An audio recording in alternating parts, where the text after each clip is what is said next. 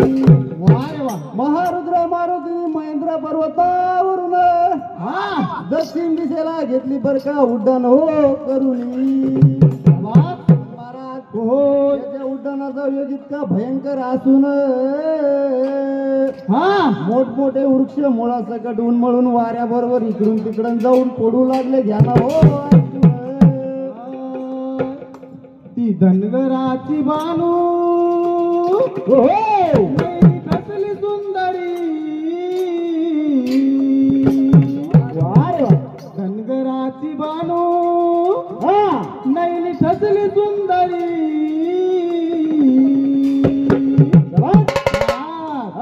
बानू बानू करून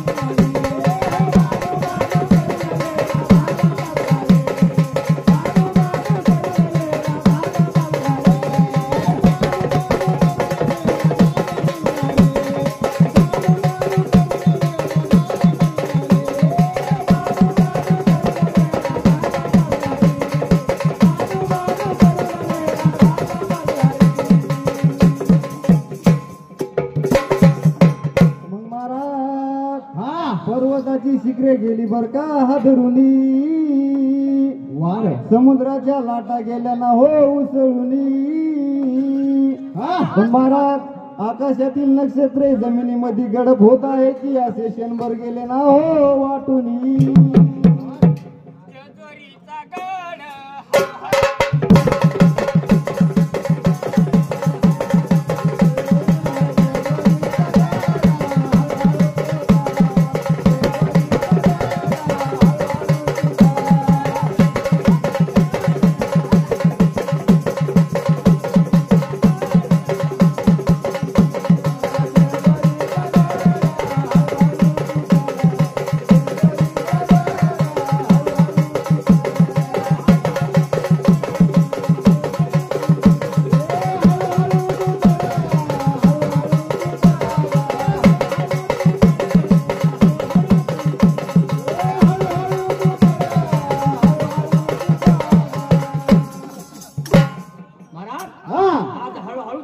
वा जदोरीचा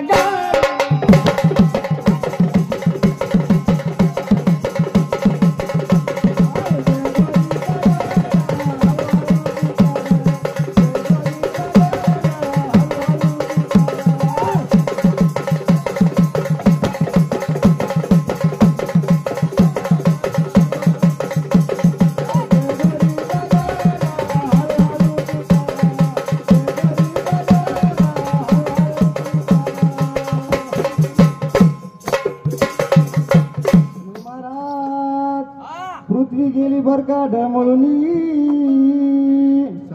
त्या कैलास पर्वतावर शंकर पार्वतीना काळजी वाटू लागली घ्या ना हो ऐकूनी महाराज हो लक्ष्मी आणि विष्णू कसे बसे गेले बर का हो सावरुनी वारे वा मग महाराज लक्ष्मी आणि विष्णू कसे बसे गेले हो सावरुनी वारे वा मग हनुमंत वायूच्या वेगाने जात असताना घ्या ना हो ऐकूनी पुढे त्याच वेळेला काय गेला हो पराक्रम होऊन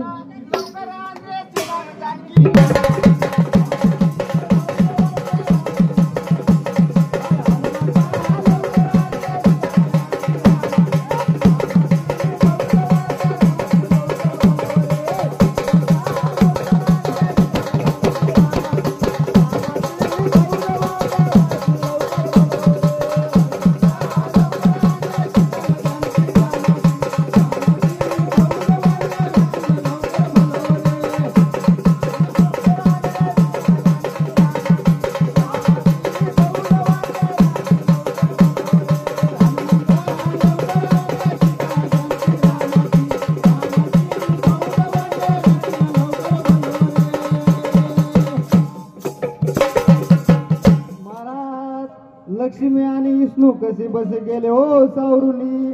अखेर ब्रह्मदेव साऱ्यांना म्हणू लागले घाबरण्याचे काहीच कारण नाही ना.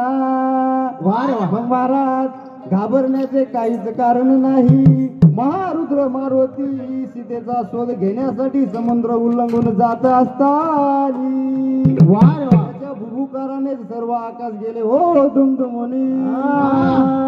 सबाळ गे बाला बाळ गरदे मध्ये हुकरदे.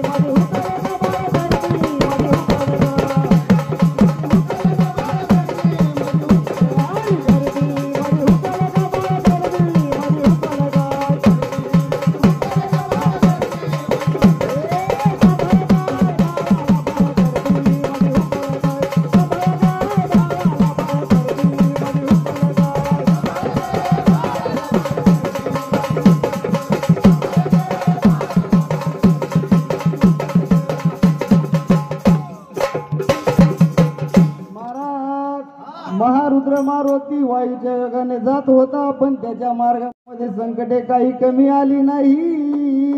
वा रे वा. महाराज हो. तेव्हा महारुद्र मारुतीच्या शक्तीची परीक्षा घेण्यासाठी देवांनी सुरसेला दिले बर का पाठवली. महाराज हो. तेव्हा तिने प्रचंड देह धारण करून आपला विशाल जबडा पसरवली. ऐसे चालता बोलता पुराण रामायणाला महाराज हो. पण उठवतचे काका